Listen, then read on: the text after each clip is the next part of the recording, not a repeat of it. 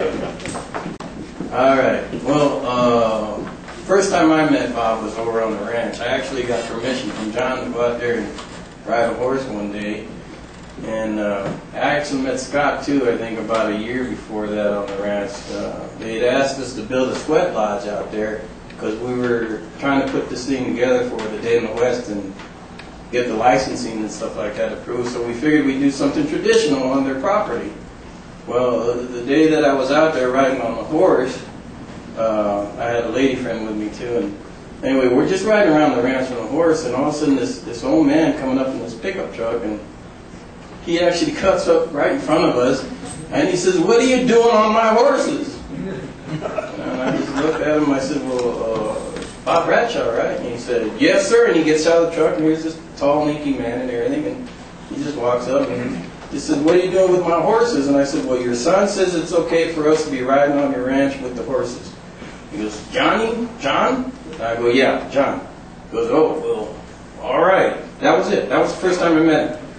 A couple years later, I run into him again, and I said, "Mr. Bradshaw, how are you doing?" And the first thing he does, he looks at me and he says, "Who are you?" And I said, "Well, I work for your John, your son, John." "You stole my horse."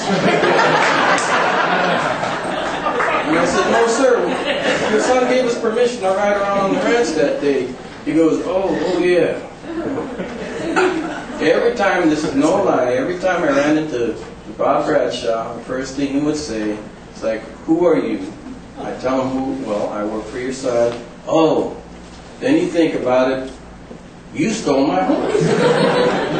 All right. So that day that I was coming to work one day a couple years back, and all of a sudden I see this big crash right there in front of me on 179.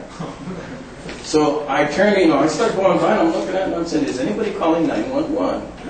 So I noticed the car, and then I noticed this tall, lanky man getting out of the car, putting his hat on, and then I noticed a fellow employee in the other car, and I'm thinking, it's Bob. So I called John. "John, your dad's been in an accident." And you don't want to know what he said. But he goes, "Can you go over there and stand with my dad until I can get down there and everything else, and this, that, and the other thing?" I said, "Don't worry about it, I'll be right there." So I go walking up there, and I said, "Bob, are you okay?" He says, "Yeah, I'm fine, but I don't think my car is doing all right." And I can't even remember what happened to Dave. He was doing something else. Yeah. So I'm sitting there and I'm talking to him and everything like that, and he goes, "Do I know you?" And I said, "Yes, sir, I work for your son, John. I'm Mario." And he goes, "Oh," and he turns around and he says, "Well, you stole my horse." And I said, "No, sir. Okay, I stole your horse, but I brought it back."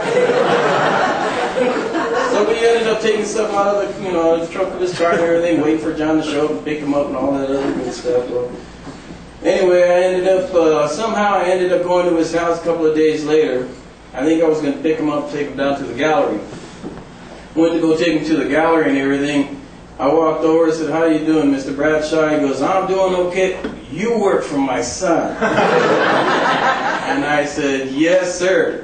The whole time I was there, he told me all about the pictures that he had there, everything, like he does there with everybody else. He tells them all about every single picture that he took and what was going on at the time and all this other stuff. And then we came down to this one part where he's standing there with his horse, and the background, I think that's the one you took, maybe. And so he's standing right there, and he says, "Yeah, my boys, they're going to be doing this too pretty soon and everything." And I said, "Mr. Bradshaw?" "Well, yeah." "I think that's the horse I stole." He looked at me and he just smiled. He didn't even say anything after that. That was actually my last meeting with old Bob Bradshaw. But one thing I do want to share with you about 11 years ago, 10, 11 years ago, Bob was starting to get up there and his age was starting to catch up to him. And I would see him walk up and down 89A because he loved talking to people, that's one thing, no matter who it was.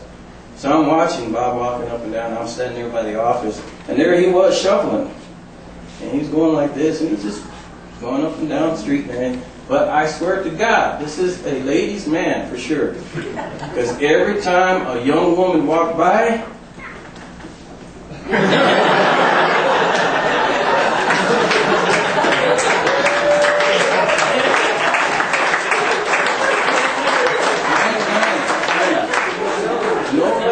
he would just stand tall and straight, and there goes out that chest, and he's walking like a cowboy.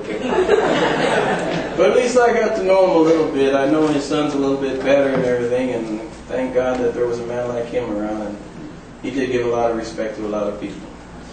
So let's all give him another farewell to his life up there now, riding with them other cowboys and maybe a few Indians. And I just hope that when he left this world, that he still didn't think I stole his horse.